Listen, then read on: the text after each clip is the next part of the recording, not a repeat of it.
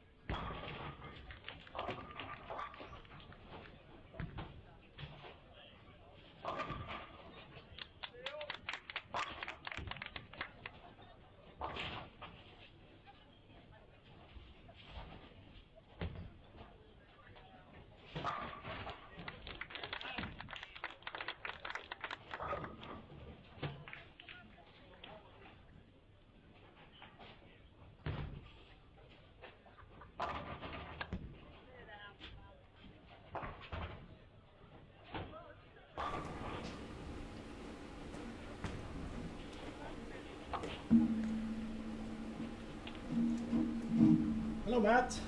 Hello, good to be back. We were here about a week ago. Seems like just yesterday. Yeah.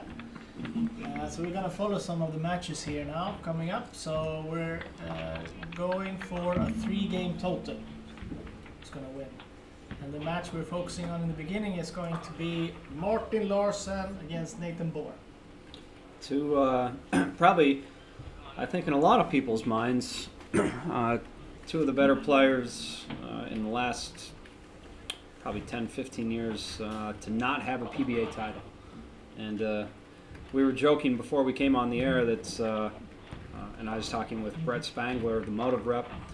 I said, I wish these guys were bowling for the title versus bowling each other in the early rounds, because two very, very, very good shot-making bowlers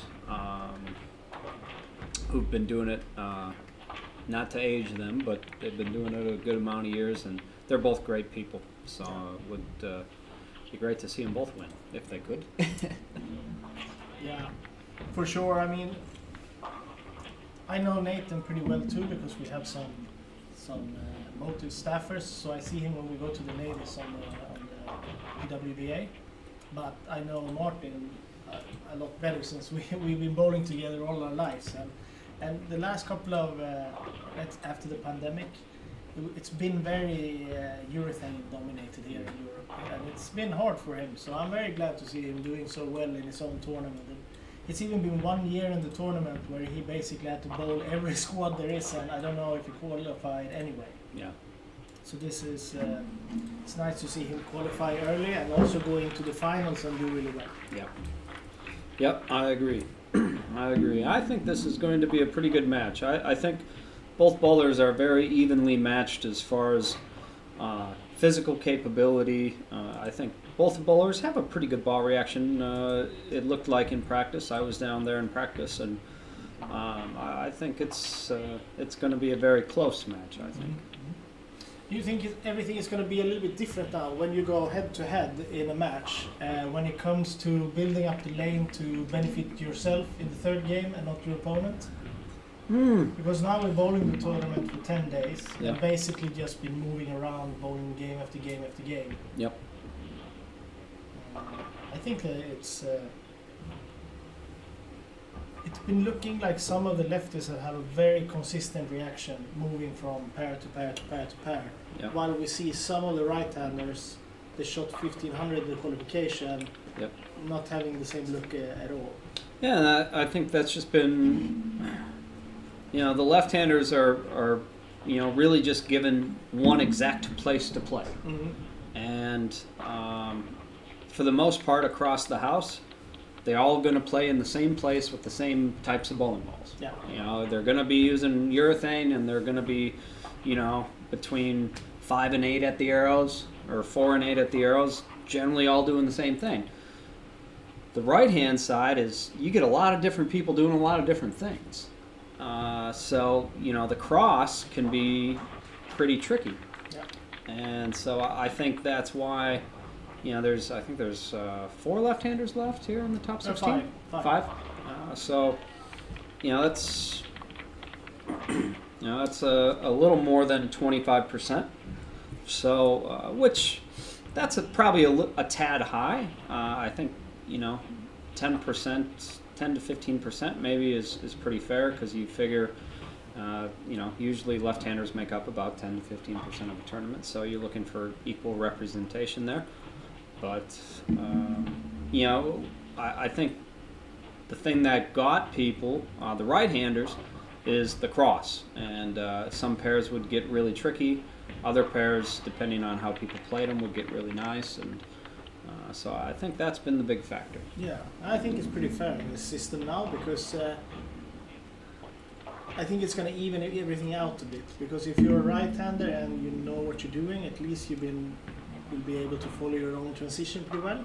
Yes. And also, as a left-hander, you don't have to follow your transition that often, so you have to deal with that. So maybe it will be. I know, for example, Jesper, he hates coming onto the same pair again where he bowled. Yes. So he always been struggling is a very strong word when you shoot 15-40, but Yeah. having something to do the last, but because this system has been that you finish on the same pair as you start. Yeah. What do you think about that? I like it. I've always really liked being on my pair. Just me as a bowler, I've always liked following myself. If I could just have a lane to myself, I can make them pretty nice for myself, because I know my game very well. I know what I like to see. I know where I want. If I look at a pattern or look how something's playing, you can say, okay, I'm going to do this, and I'm going to sacrifice the first 2 games so I can get the back 3, 4, 5 or whatever. So I think the system is very fair, because it entices people to not destroy their starting pair with oversurfacing or things like that, because they know they got to come back to it. I agree. Yeah, and I think the less variables that you can, or the more variables you can eliminate, the fairer the tournament gets.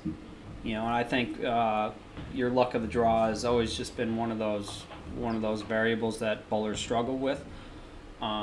So I think it was a really good move by the tournament to implement that procedure. Well, it's fun also when you have a tournament that changes up everything. Usually in Europe we see a lot of 6-game blocks, and usually what happens is that when everyone is in the final, so the last people who get by enters, you just follow, you take the points with you all the way. Yeah. But that can turn into quite not super exciting. I think variety is really important. I was talking with Christus earlier today, and we were talking about variety and lane conditions, and you look at last year, how far left the players were playing. Long pattern. Very long. I mean, it was long. This is long. This is 42 feet. Mm-hmm. But you had to play a completely different zone of the lane. And now we come back next year, and now we're playing another completely different zone of the lane. And I think that's what's great about the Lucky Larsen term, and that's why I always love coming over here, is you're going to get something different every time. And I think that's, for me, that's very appealing as a bowler. It's not the same thing every time. So that's really good. Yeah, but without naming anyone, it's a little bit. Last year the pros dominated. There were 6 PBA guys in the top 8, but they've been having a little bit harder this year. Well, playing inside is kind of the wheelhouse of the PBA professionals. You know, if you follow the tour around for 14 weeks, you're going to realize that those guys are pretty good around 5th, 6th, 7th arrow, okay? I'll tell you what, you get them into that part of the lane, they are very comfortable there. Yeah. Now, they do play further out, but generally speaking, they don't spend 6 games playing further out often. Sometimes they do at the U.S. Open or maybe a little bit at the Masters, but generally speaking on tour, you know, they get pretty left pretty fast. So, you know, I think the Europeans are maybe a little more comfortable doing that, using the urethane bowling balls and staying to the right. And I think that's why we have a lot more of them in the top 16 versus the PBA professionals. Yeah. Just my hypothesis, Yeah, though. yeah. I mean, when we come over to the States, we often feel that the mid lane hooks a lot more than we used to. Yeah. And that's usually what the Americans are so good at, moving to the left and create a pretty steep angle to get it through the mid lane, while we tend to try to get the ball to hook too late. Mm-hmm. So obviously we've been going over with fairly good results for us on the PBA, but also having a lot of problems. Yeah. So like you said, it's 2 different ball games. Yeah, it really is. But the only thing you can say that if you go to the PBA and you start learning to be versatile enough to play most of the patterns there, you're gonna be pretty well off whatever you throw at. Coming for the future and any world championship opponent anyway. Yeah, I think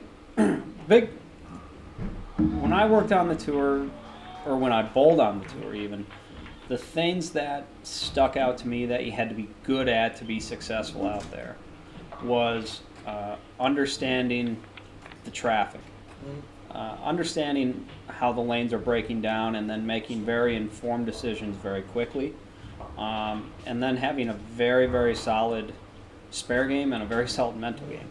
And those aren't things, there's like no secret to those things, right? And I know it's cliche, but if you want to go bowl on tour, I would make sure that you have a very, very good sense of, in the terms of experience, of high level bowling and competing with guys with higher rev rates and able to play a lot of different shots on the lane. In the last couple of years, we've been trying to go on tour. Also, we've been doing our best into going in small groups, because everything gets, of course, less expensive if you travel in a group, but it also, you can see a little bit how the players from each ball company stick together a bit. Yeah. A little bit like a prison. Yeah. Groups and gangs. Yeah. And you don't want to be alone. No, being alone on tour is not a good thing. No, it can be because you get a lot of time. If you don't make a cut, you get a lot of time, and if you're not good at managing time, it can lead you down some bad paths. So, yeah, pretty. I'm actually pretty surprised with this match we're watching right now. We've had one shot outside of the pocket, and we got no doubles. We said it was going to be a tight match. Yeah, I did say it was going to be a tight match. Experiencing the same problems. You know, the guys struck a lot in practice when I was down there watching, and I think the pattern, pattern's just transitioning quicker. It's stretching out faster, and the guys are just having a tough time getting the ball to see the lane the right way. First double. Yep, right there for Martin Larsen. A funny story about Martin. He's been, he joked he played golf Wednesday, Thursday, Friday, and he says, I've been playing more golf than I've been playing the bowling. Yeah, it's the reason behind that also is, of course, that we get a lot of people to come here and everyone wants to have a good time and so on. And usually, or from last year, it was pretty easy for most of the PBA guys to qualify, and then we could just send those guys out in groups to play golf. Yeah. But now they were busy. They were busy bowling squads. Well, it was good for, I'm sure Daniel Ronbeck had a smile on his face getting the re-entries. A few more dollars in the coffer. So if you would compare, like on the PBA tour you said about you bowling very competitive bowlers. So I've been also going to the tour and watch, and sometimes you bowl pretty limited field with only the exempt players. And sometimes it's like the Masters where 360 people can bowl, and anyone can bowl if you're really fast and signing up. What would you put this tournament, somewhere in between, or more like the Masters where you mix professional bowlers, bowlers that are fairly good, and bowlers who just bowl to get near the pros? Yeah, I would say this is closer to the Masters because you're going to get women, you're going to get seniors, you're going to get amateurs, you're going to get club players, you're going to get a lot of different variety types of people coming out to bowl the event. Versus if you just bowl on tour, you're just bowling against the tour guys. So more like already when you qualify to the final here, it would be more similar reg rate going on, or maybe even higher on the tour. Do you think higher? Oh, higher on the tour, yeah. I mean, I kind of joke around. I said outside of Bill O'Neill, if your rev rate doesn't start with the number 5, you're not making any money.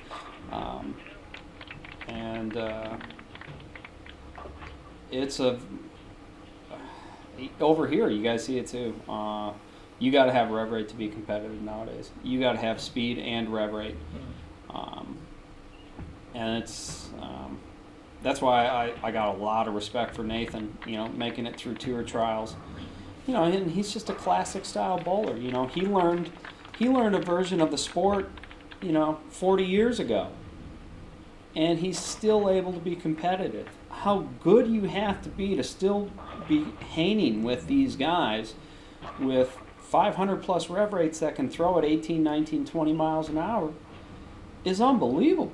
That's an amazing feat. So, I guess wrapping around to the whole thing, yes, this tournament's more like the Masters. You get a lot more variety, but I think that makes the tournaments better. For me, as a fan, it's a lot more interesting to watch. Yeah, I when I was standing and watching the last couple of blocks in the finals this morning before we went to the match play, I found myself looking forward to the match play a lot, because just watching a lot of games being bowled over and over and over and over, I find it kind of interesting when you change it up and started to see that, okay, now it's actually Ludwig against Paul. Who do I cheer for? Or do I have a feeling who I want to win this match? Or that kind of disappears sometimes when it's just a lot of games bowled. Yeah. Tough shot for Martin. He got it to the right early, and it overhooked, and that's been kind of one of the no-nos when you're playing out there. If you get it to the right early and catch a good amount of hand, you're probably going to pay a penalty. Yeah, and it's pretty tight still. So Nathan he can benefit from this now. If he punches out, he's going to be in a lead with about a 10 pin. Yeah, I mean, so Nathan can get out for 227. Martin's got, what has Martin got out there? 214. Yeah, 214. So, but, in the grand scheme of things, he's only 13 down with 24 frames to go. Or, 20 frames to go. So, what do you think about the scoring pace now? Do you think they're going to try to take advantage to go for a higher score? I think they still look like they're playing a little bit on defense. A little bit. Yeah, these matches are always really interesting because the scoring pace is... Oof. That was out. Yeah, he made sure to get that one to the edge. The scoring pace is usually relative to what's going on in the pair, right? Like... Yeah. In the Masters, you watch, matches go 550 to 540, and then you'll see matches 750 to 740. And so, if one guy's scoring, generally the other guy's able to pick it up pretty quickly and keep up with them, and they just kind of push each other.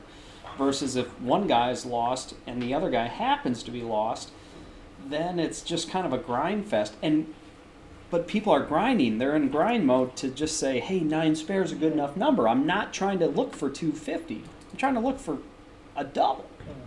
You know, so it really depends on what's going on in the pair. I think that over the years, I think many people have been talking about, I don't know, the luck is definitely not the right word, but I think Belmo is a very good bowler that always bowls just a little bit higher than the other guy. Well, he's been winning lower grind matches, but he's winning high scores too. Yeah, he had, well, like any dominant athlete in their sport, they have the, you know, Tiger had the Tiger effect, right? Like, he would just kind of hang around, and people would just stop playing their game, and they would try to play a game that they couldn't play to beat, you know, they felt they had to play above their normal level to beat him. And that's how Belmo beats people, is he lets people beat themselves. I mean, guys, an unbelievable athlete, unbelievable bowler, arguably one of the greatest to ever throw a bowling ball, and his track record shows that. But I think a lot of it, too, is just that Belmo factor where he gets people to believe that it's going to be very tight. It'll be tight now, yeah. It's going to be 206, 204, depending on his count. You know, bowling against him, his advantage is he makes his opponents feel that they have to bowl at a different level than the level they normally can perform at. And so they try to do extra. And you know what happens when people are trying to do extra, right? It very rarely works. Yeah, it doesn't work nearly at all. And I think that's the Belmo factor. That's just being around an athlete who has been very, very dominant. I think that's the position that mentally he puts his opponents into. And I've bowled him a couple times, and I'm very happy to say that he puts his pants on one leg at a time, just like everybody else, and that's how I treated him. Now I can't say I've beaten him many times, but I can say that that I didn't feel the need that I had to bowl outside of myself to beat him. I just said, you know, I felt I could throw 12 good ones and I can beat anybody in the world. And I think that's, if you want to be a great athlete, that's how you got to think. So we're switching it up now to see the last couple of shots from James Blomgren. Yes. James has been looking pretty solid today. Yeah, he's been solid the whole term. I started out, he actually qualified in his third block. Yeah. But he still bowled 160, 150 over the first couple of times. Yeah. And then he bowled 1400, but he still did it, so he was pretty safe. Yeah. But today he bowled almost 1500. Yeah. And the first part of when he gets like this, he's going to be very hard to deal with. Mm-hmm. I'll tell you what, I'm just going to be honest with you, and this is a left-hander talking. You let us play up 5-6, you're going to be in trouble. Just going to tell you that right now. That's probably one of the most comfortable spots on the lane for us, and it's a place where we can really play a lot, put up a lot of score on the board. Yeah, that's just a part of who we are. I mean, that's it. And not taken away from him, because he's very talented, obviously, but he's in his comfort zone. He's making a lot of good shots. I think also compared to some other bowlers, especially on the left, James is pretty good to get around the ball, so he doesn't have to have the break point further to the left in order to get a good entry angle. Yep. But if he can, it's going to make things easier. Dominic Barrett is doing well too, 260. He's. How do you feel in a game like this if you're trailing 70 after the first game? Obviously, you're both looking for finding something you can make a high score, but you also need your opponent to stop making really high scores because it doesn't help. So, as a lefty, you probably bowled a lot of matches against right-handers that you can't really do anything. But how much tactic is it, right-handers versus right-handers, lefties to lefties, when it comes to making the shot benefit yourself better than the opponent? Well, Here is my school of thought on that. I'm glad you asked, because I think it happens. I think it happens a lot more nowadays than it used to. But I always want to beat people at their best. I feel if I have to do something that makes the lanes worse for somebody else, that what's that say about my bowling? I'm just gonna. My attitude is, I grow when my opponents push me to be better, and it's very easy to beat people at their worst. But when your opponents get the best out of you, that's when you really grow. As an athlete, as a human being, and those are the moments in sport that throughout your career will mean the most for you. Trophies collect dust, money spends and goes. I promise, I can say, because I've won plenty of tournaments, I've won plenty of money doing this. The memories of your performances and how you feel, that lasts a lifetime. The reputation you create amongst your peers will last a lifetime. And I'll tell you what, that means a lot more to me than feeling I gotta try to mess somebody's line. If you got two left-handers, two right-handers on the same pair, if I'm bowling them, I want the best out of them, and I'm gonna give them my best, because that's how I grow. I don't get any better trying to make somebody else worse. So, does that answer the question? Yeah, definitely. Okay. Definitely. And I didn't mean to be philosophical there, but But do you feel like everyone is sharing that view, or do you feel like on the tour also there's a lot of, like, I also feel like when I was younger in bowling, what was not okay to do, that boundary is pushed a little bit further and further. Yep. We see people who can both bowl back up and normal. Yep. Might want to bowl back up into the leftist line for the whole practice and then bowl normal. Yep. We see high rev players trying to burn up the lane quick enough so you get enough left for the other person not to carry. Yep. The other philosophical thing about that is that they think, okay, I'm with you, I don't like that either, but they think that it's just a part of the sport, and if I can do something that you can't do, that's because I know something about the sport that you can't. Or so it's a pretty hard question. Yeah, I mean but and I'm not saying it's wrong. All I'm saying is what made me a great bowler and the moments I've cherished for the rest of my life and my career is through what I said, right? Yeah. I'm not. When somebody bowled good and you bowled even better. Yeah, because I'll tell you what, if you want the respect of your peers, which I think a lot of people do at the end of the day, you want to be respected amongst your peers and by the people that watch you compete. Let people play at their best. And if you're really better than them, most of the time you're going to beat them if you outbowl somebody. So why? And I go back to this thing of saying, how you grow as an athlete is when your competitors push you to a new level. That's how you grow as an athlete, because you can't recreate those moments in practice. Yeah. You can try all you want, but you're not going to. Like I said, I've always wanted to get the best out of my opponents, and I've always wanted to give my best to my opponents. And so for me, it seems counterintuitive. Yeah. That being said, to the other side of your argument, okay?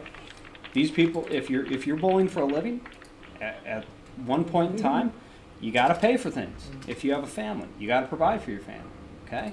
So I'm not passing judgment down on saying, well, you shouldn't be doing this and yada, yada, yada, because I'm on my ethical high horse. If you got a family to pay for, you got to do what you can to feed your family. All I'm saying is, in the long run, me personally, I think it robs you of a lot of really, really amazing opportunities to become a very well-respected athlete amongst your peers and in your profession. That's all I'm saying. Yeah. And that's just my view on it. Yeah. And I'm not saying my view is right. It's just my view on it. Yeah. For sure. We'll switch over here again to see Jesper bowling Artna Johansson from Iceland.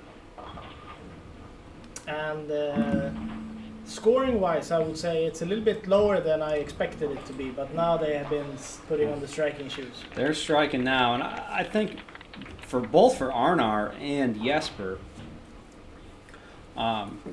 it's just going to be a matter of getting the ball through the pins right way. That's another two really talented guys. I wish weren't bowling right now. I wish they were bowling later on, because I think Arnar is probably up there as far as one of the more talented one-handed traditional players, quote-unquote traditional, that I've seen in the last decade.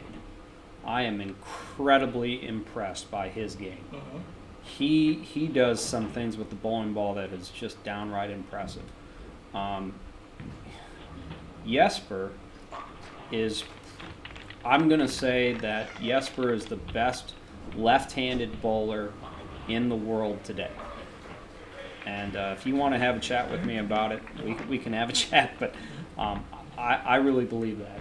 And you'd have a very hard time changing my mind about that. So I think both guys have just had to get kind of comfortable, get the lanes to create some hold for themselves, and smooth out the pattern a little bit. And I think it's going to be a fun punch for punch here. Arta is also pretty emotional, so you're gonna see it and you're gonna hear it if he's in the run. Oh yeah, he's a local guy, right? Yeah, he bowls. He moved from Iceland to Sweden to pursue his bowling career because bowling is a bit bigger here. But he just switched teams to bowl for this center's team. So it's the same team as Carl Wahlgren and Patrick Backer as the bowling center.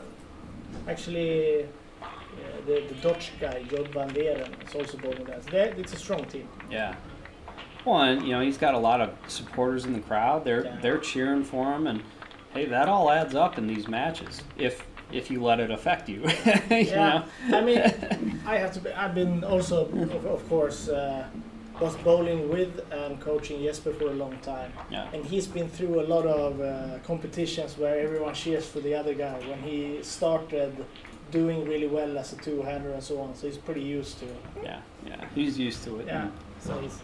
And if we look at the match on the other side of it, it's Marcus Jansson against Robin Ilhammar, both in Team Sweden. They're pretty strong right-handed bowlers. Marcus has been in the team a little bit longer, and Ilhammar just made Team Sweden. Yeah, and Ilhammar was bowling on the PBA Tour a little bit this year, and very impressive. Yeah. World Series, he bowled incredible. I mean, I think if you look at how that World Series played out, he's probably going to be in your top 5 players in that event overall with his performance. Yeah. And really impressive for that guy. And I was talking to a couple of the reps about his performance at the World Series, and we all agreed that he bowled pretty good, and then he came back the next day and he had more confidence. And then he bowled pretty good again, and then he had more confidence. Then he came back and he bowled really good. And he just really stayed steady, but you could see the confidence growing in him, and I think that's really cool to watch.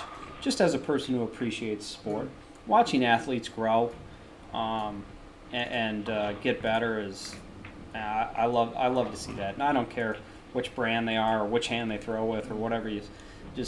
I'm a big fan of people having good success, well-deserved success out there. So he started a junior team 5 years ago. So we were bowling the first championship 5 years ago in Vienna. And we had this problem in Sweden before, is that many of our good bowlers come from small cities where it's easy to bowl a lot. But the problem is then if you get to 550 rev rate, you have double the rev rate to the rest of your team. So he could not play further in the third arrow because he never needed to do that. Yeah. So it's been a long journey to become a better bowler. But what happened when we went to the World Series was it was also going to be the first real competition without purple hammer format, to say that. And we knew that it was going to be he was kind of reliant on that ball. And that's also why he started pretty poorly, but he was doing better and better, starting to get into all the other equipment. Now, and actually, he's starting to use more reactives and other stuff. Yeah. I think that's important. You know, once again, you're talking about growing. You know, it's. I'm going to say this now because I'm 39 and have been bowling since I was 2. You know, if you get kind of set in a way, the sport will, believe it or not, the sport will pass you by. I promise, because I travel all over the world and am deeply involved with bowling with my job at Storm. And I'm telling you, our sport is always changing. And if you think, like, the minute you think, oh man, I got it figured out, and this is it, don't blink, because the sport will pass you by. And so being very adaptable and being able to do a lot of different things and having a high level of proficiency and mastery with all of those things is really, really important. I think kind of hitching your wagon to one style of play, for me, if you want to be a world-class athlete, that just spells disaster for me. Yeah, I fully agree. And we've been a little bit stuck in that for a while now. And Yeah. it feels now that everything is moving a little bit in the right direction when it comes to a little bit more different equipment and more different patterns. And obviously, it's a bit different how things look at it. We've been having a few competitions earlier on in Sweden with pretty low volumes Mm-hmm. to see what happens.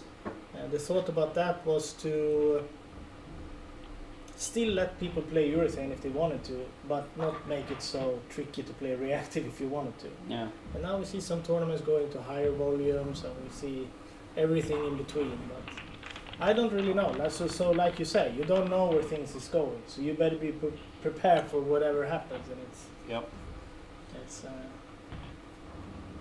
Yeah, I mean, you just don't know what's going to happen. I mean, you have a lot of different governing bodies around the world, okay?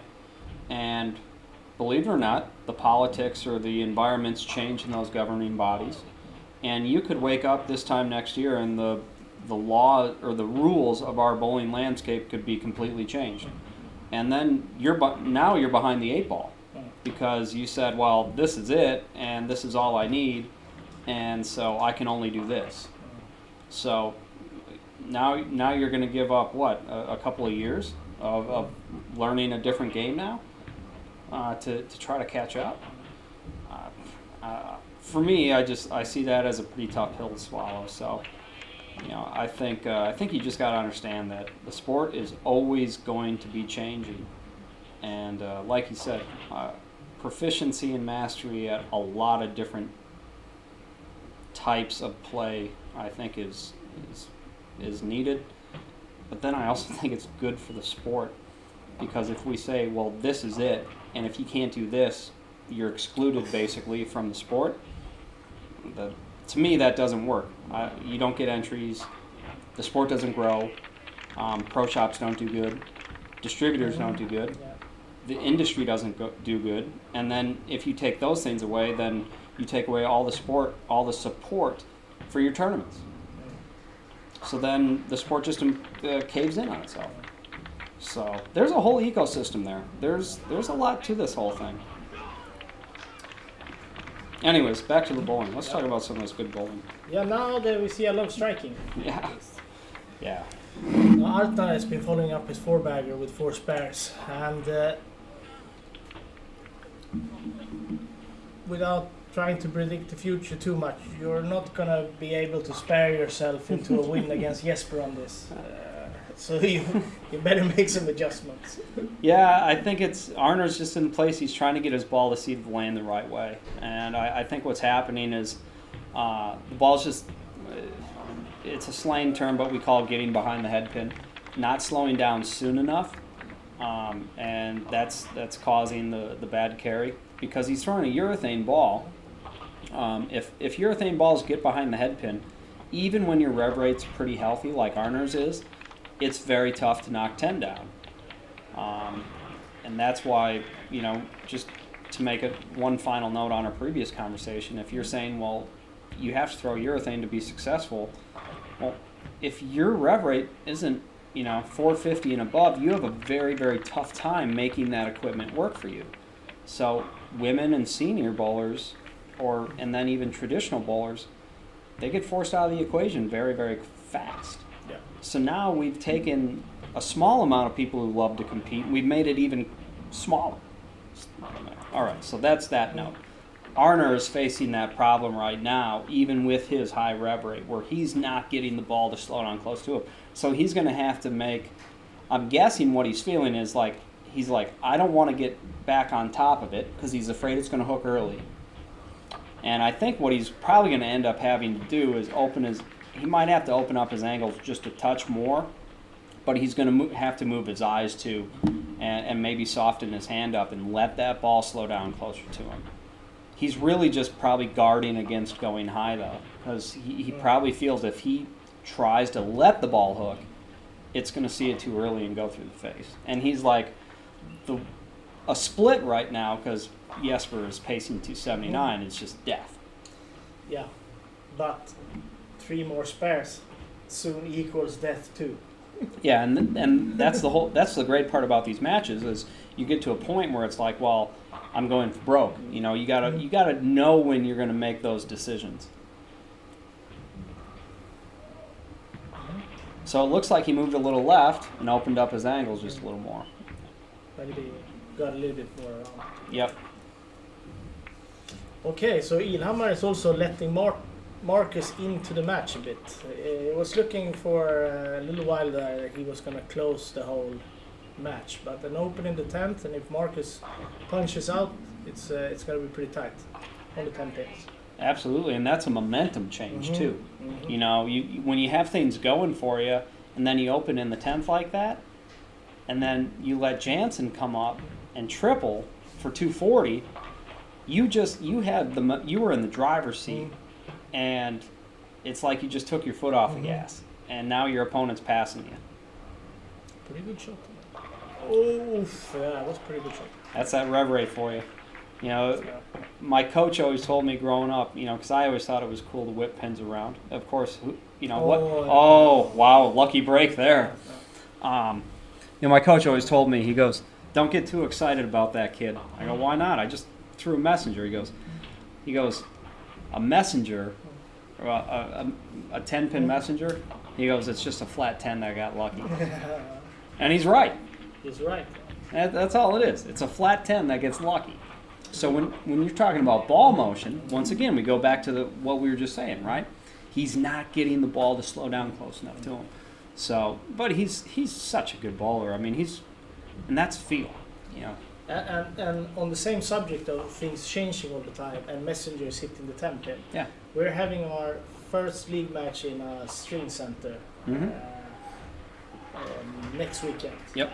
And already there is rumors that it's hard to get to 200 because you're not getting any messengers. Yeah, I mean We'll it's see. it's on USB-C, Yeah. the USB-C sanction machine. Yeah. So, yeah, it's pretty tough to throw messengers on those. It's very, very tough. But that being said, the racks are always perfect. Mm-hmm. So, I think you got that. And then I also think in 20 years, people are going to look at the strain machine and say it's a bowling. They're not going to say it now, but in 20 years, I think people are going to look back and say, "Oh no!" On the That felt a little bit unnecessary. yeah, because that was on that string. And so now he gets 0, so it's like he just filled the 10th frame. 236. I think that here everyone is first. Everyone was pretty upset because we had that World Games in the States. On the unsanctioned on machines. the unsanctioned, everyone saw that and thought that all the string machines going to be like that. But after that, some Janovic was talking about it, and like people who's not trying to sell those. Yes, yeah. And so now we're just waiting and seeing what we think. Yeah. I actually, the center where I practice at my home, went to the USB-C approved strain machine, and I like them. I'll bowl league on them. I'll bowl a tournament on them. I think they're incredibly fair for the main reason that the racks are always good. Yeah. Yeah, that's what I like about them. there's no disparaging in the racks, and you Yeah. you've seen plenty of bad racks in your time. Yeah. And the thing also what happened here, that every time we tried string machines, it's been in a bowling center that doesn't have an oil machine. Oh. So you run in, they have an oil, but some old silver bullet or something. Yeah, so, yeah. So when you run into something weird happening, you don't really know if it's the strings or the oil machine. So we're looking forward as a professional bowling center with a good oil machine. Yep. And that would be nice. All right, we're back to watch Nathan and Martin. We can just say that on the match to the right, Ludwig Ingeskog against Paul Purps. That one is pretty over. Yeah, that's just about mathematically over. So I think Paul Purps is going to win that one. Paul won the World Championships for youth players just a month ago, and he's a real powerhouse, two-handed. Yeah. And when he gets striking too, he's much like some of the other two-handers on the left side. That there's no really stopping him. Yeah, I mean, if you give them a place to play, they're going to use it all day long. You know, especially if that place is between the 4 and the 9 board, you're going to be in trouble. I've said that for a long, long time, and I'm pretty candidly about it. I've won my fair share of money playing between those boards, but that's just how it is.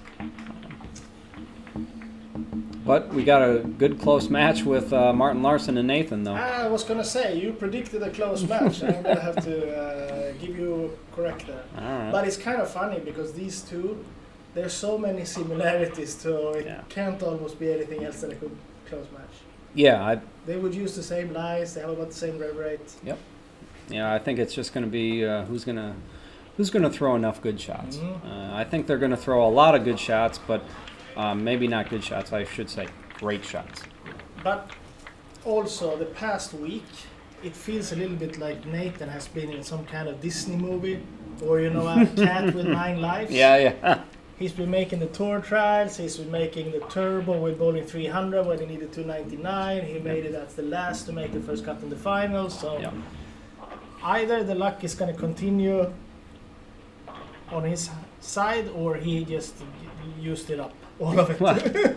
Well, here's the thing. Okay, so I think what makes the story even better is he was 7 over going into the last game.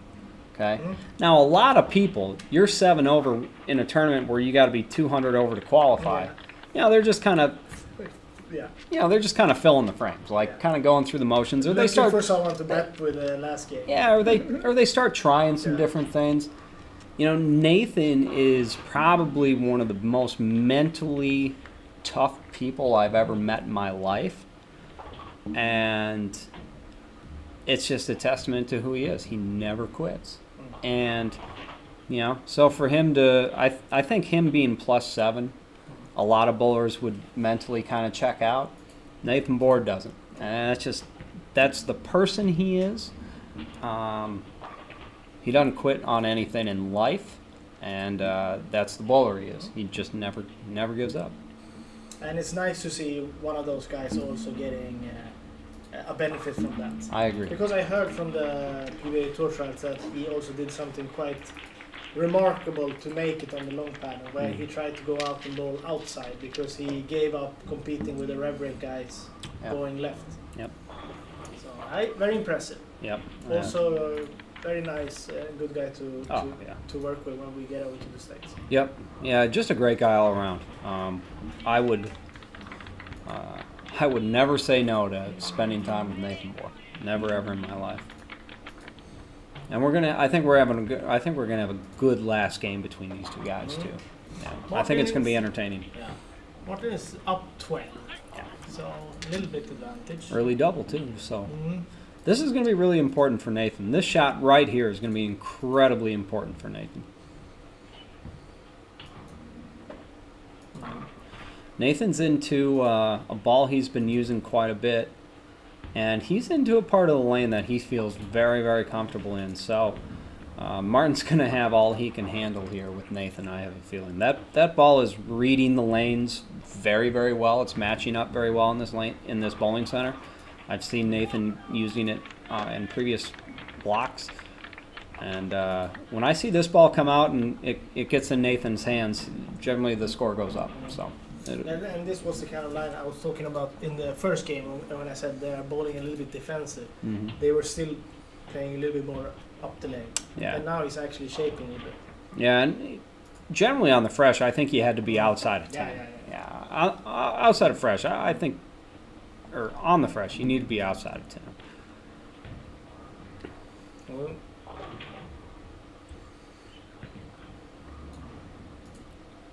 oof, almost shaping too good. Yeah, boy, that ball, he threw that ball incredibly well. And that would have been a very bad break had that pin stood up. I also find it very interesting in match play because I think that what's going through their head, both Nathan and Martin's probably thinking about the same thing about the match. They're bowling somebody very similar to themselves. Maybe you want the other person to be the first one to try to move left and hoping he did it too soon. Yeah. But the one who wins this, for example, if you're going to play Paul, Yeah. it's going to be hard to have the same tactic because you're... Oh, Martin, that was not a good shot there. Lawn right. Lawn right is a pretty bad... Short right's a bad miss. Lawn right's an even worse miss. I was just going to say that because if you have 10 over after 2, not even 300 might help you if you bowl one of the lefties who have that look from the start. Yeah, that's going to be a tough... If you're bowling Paul next, you got your work cut out for you.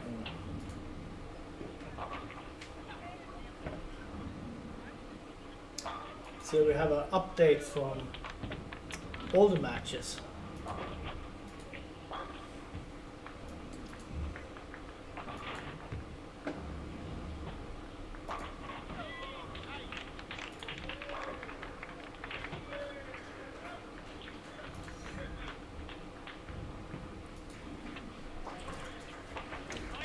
The first game, James is in the lead with 40 pins against Vic Stampe. Mario from Italy is trailing 50 against Alvin Kvarnström, the young two-hander from Sweden. Dominic seemed to win against Mike Bergman if something very, very rare happens. Is up 80. Super tight match between Theodor and Erik Larsson. Ilhamar 30 up against Marcus, where we saw he still had a little bit lucky break in the last frame. 10 pins and then these two. So. Yep, it looks like Martin went to reactive resin on the left lane. I know that's a ball called the reality check that has kind of been his go-to. When he gets forced more into the middle part of the lane, that's the ball that's been working for him. So we'll just really, ball is in hand for Nathan here. He's going to control his own destiny.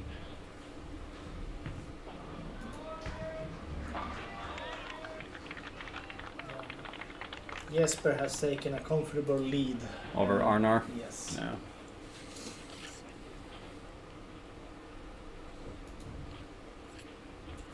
Jesper was my pick to win. Mine too. Yeah. But, Yeah. Nathan's ball reaction is so good. Martin needs Nathan to beat himself at this point in time.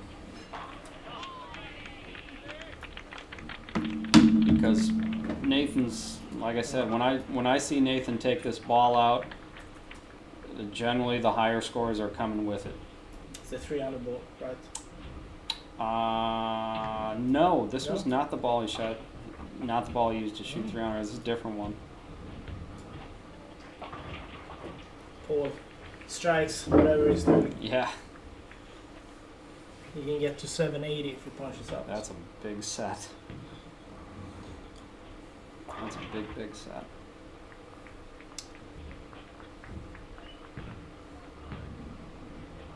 Oh! So he almost solid 9 the last frame, and this frame he's solid 8s. Yeah, that's a reprieve for Martin. You know, if Martin can get up and double, that's a big statement. But Martin's not oblivious. He knows Nathan has really good ball reaction, and so it's going to take all Martin can produce to keep up with Nathan this game.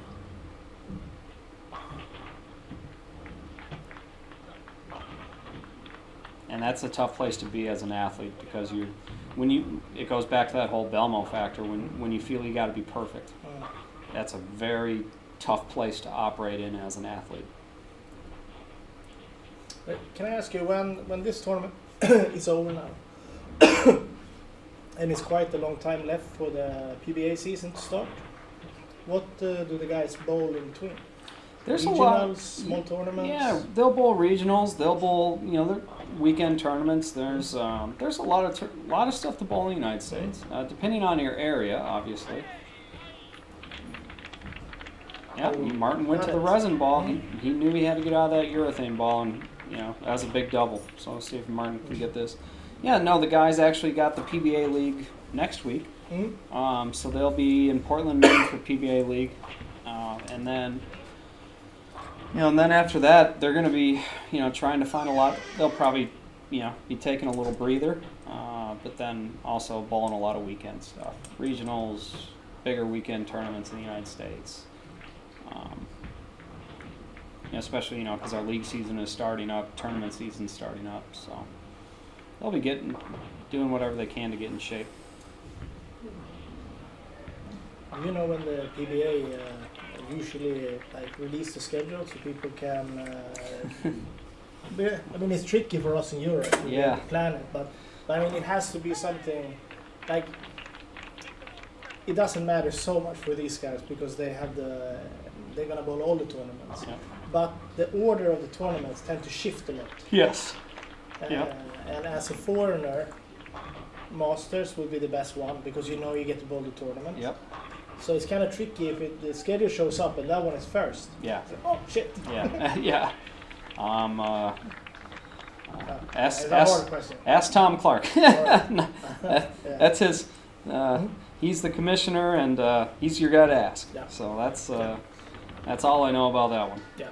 But the guys tend to know approximately when it's going to start and end, and that's how they plan the season. Yeah. It starts sometimes a little bit earlier in January or a little bit later. Yeah, it's going to probably start in January. It's going to probably end in April. Yeah. Yeah, so. You can bank on that. But I would guess that most of the people have some kind of preparation time before the tour starts and so on. So. Yeah, that helps everybody. You got to figure, all the ball companies got to get the truck stocked. Yeah. All the reps got to get their travel schedules arranged. All the players got to get their travel schedule arranged. All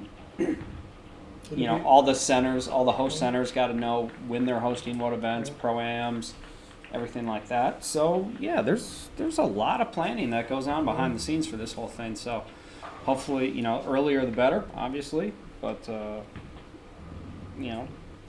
don't. Well, will you guys will you be going on tour to bowl? No. I retired from bowling on tour in 2021. And my job at Storm has me focused on our international activity. So, big shot there by Nathan. Good match, yeah, this is going to be a good last game. 2 pins. Yeah, Nathan's got really good ball reaction. Martin's fighting. Martin's in the right ball in the right part of the lane now. And I think the right lane is going to be the telltale for Martin. I think he's got a good reaction on 17. 18 wants to hang to the right, so he's got a guard against missing long right, but he also can't miss short, so he's got to throw it pretty good on 18. Yep, great shot. Really, really good shot. So, like I said, if this could be really good because Martin's got 265 out there, Nathan's got 279, and Nathan controls his destiny because Nathan's down by 12, so it would be a 2-pin victory for Nathan. So Martin's got to keep pushing Nathan, and once again, like I said, probably about 4 or 5 frames ago.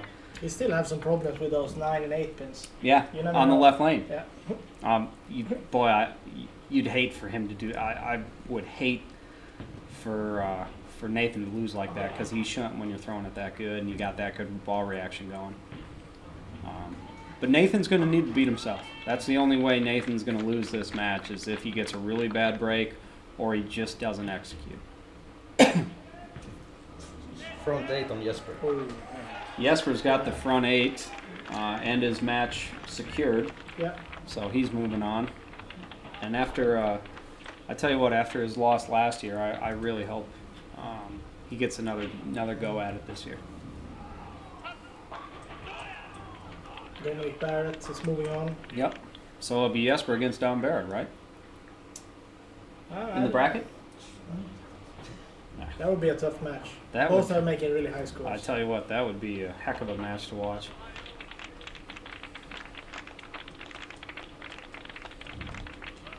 Well, so Martin got his 2 strikes, and Nathan's got to get up and get his 2 strikes. Martin's going to finish first, so he'll be putting all the pressure on Nathan. Good shot. Yeah, yeah, Nathan. The black ball of doom. When Nathan gets that ball out of the bag, man, you know it's big scores are coming.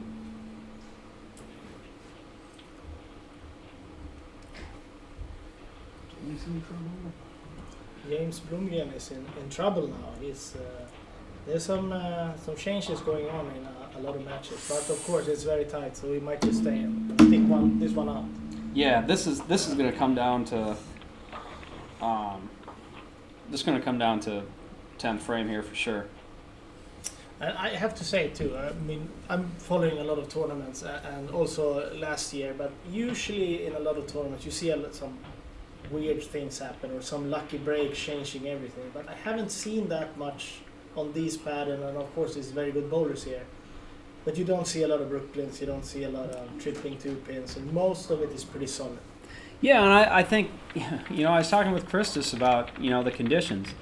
Okay, the scores were just a touch higher, but they weren't, there's a very, very fine line between making them too hard, where it's just who cannot split and who can get if you pull it, you pull it by 3 instead of by 1, so you Brooklyn instead of splitting.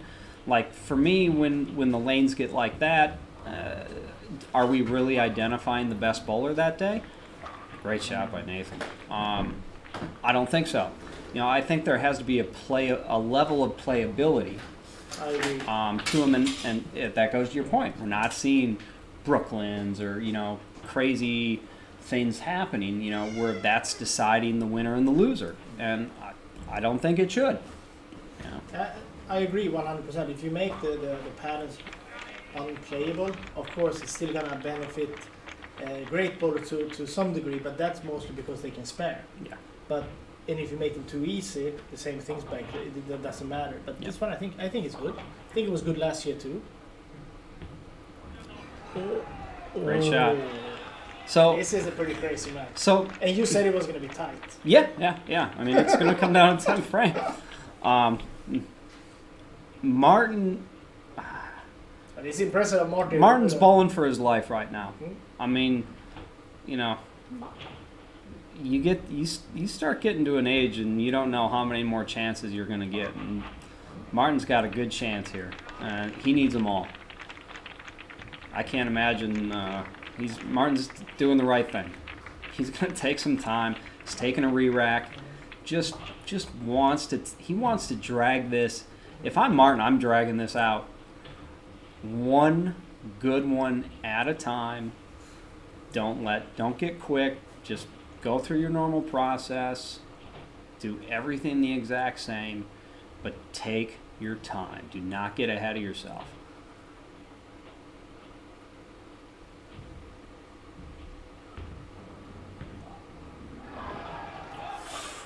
Big shot there. So now the pressure is back on. Well, he's got to get the next one. Yeah, he's got to get the next one. Yeah. Nice. Basically, Nathan has to match whatever Martin does. Yeah. So Martin got the first one. Nathan will need to get the first one. Martin gets the second one. Nathan will need to get the second one. Martin gets the third one. Nathan will need 6 or better, I believe. It's just 2 pins, right? Yeah, This is actually an easier situation for Nathan because he usually only needs all of them. Now he just needs all of them, but he can throw 9 in the field. Yes, yeah. So this is the easiest he's ever had. Yeah. This is the big one, though. If Martin forces Nathan to double, that's a load to carry. Martin's going to balk. That's like 3 or 4 times. Yeah, he's done it a few times. He just, if he's not committed to his process, he's comfortable with stopping, then stop. We're not on TV. There's not a shot clock. I was going to say, do you have anything again like that on the PBA? Like, you can't do that like 10 times without people having a problem with you, right? Guys will let you know. Yeah, you don't want to do that. Yeah. Great shot from Martin. And you can hear the crowd. You can hear that crowd. We can hear the crowd from the room. We're underneath the steps behind the bowling center, or behind the bowling lanes, and we can hear the crowd back here. Yeah. This is like a World War II bunker, I think. But we can hear him. The crowd is really behind Martin.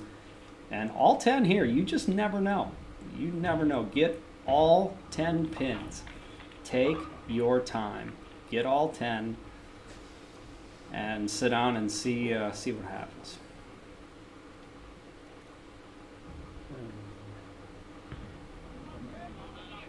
Oh, Yeah. okay.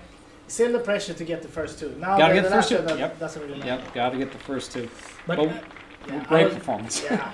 And I was gonna say, this is what I love. I know as a bowler myself and everything, match play kind of sucks because it's always gonna be like, I bowled 700 and that guy won. He bowled 610. Yep.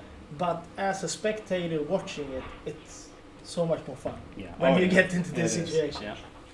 Yeah. So Nathan's just got to match Martin. First 2. He's the first 2. So what's your prediction?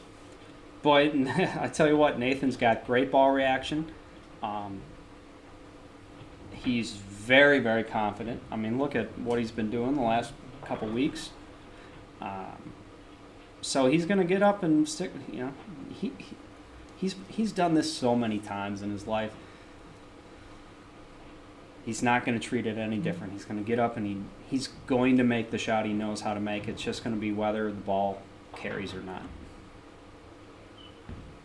It's got to hurry. Outside.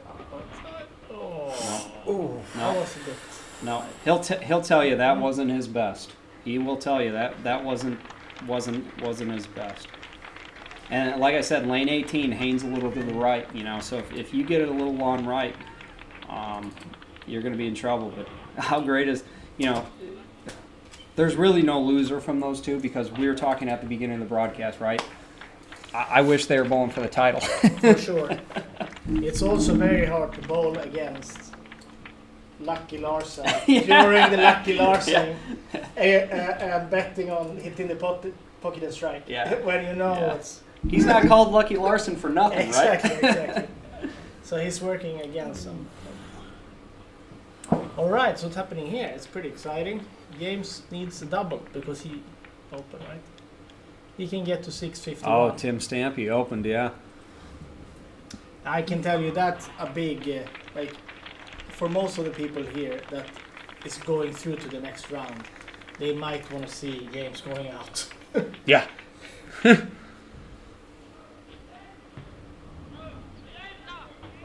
Nope. That's rough. Nope. So Tim moves on. Yeah, that's a little bit surprising to me. Me too. Jesper, Ilhammar, Barrett, Tim Stampe, Mario Del Guadio. Martin Larsen and Paul Purps. So we got Theodore Samuelsson, Martin Larsen, Paul Purps. Oh, so Theo or Tio? Yep. Theodore. So we got 3 left-handers left. So then there is 3. 1 out. No, he got it. We're mistaken. No, he's staying. Oh, he needed to make the spare. Yeah, our bad. Sorry. Oh, I need a 2-pin. 3-pin. All right, so there's still 4. So we're gonna have some in the finals. See if they bowl each other, any of the lefties, or if it's gonna be lefty against righty in all the matches. It'll be very interesting if you get 2 left-handers bowling each other. I think that's gonna be very, very interesting. My guess is for the lefties that they don't want to bowl James because James is better at creating a lot of shape than the other lefties. Yeah, I can see that. Oh, that was exciting. Yes, that was a very great round. Great round. All right. All right. See you later, guys. See you. What can you say? It ain't over until you know who. All right, so let's start. Final round 3 top 16. Either round applause. All right, so there's still 4. So we're going to have a 4 left-handers left. So then there is 3. You know who. Oh my God. We got some unbelievable bowling. Give it up for the top 16, ladies and gentlemen.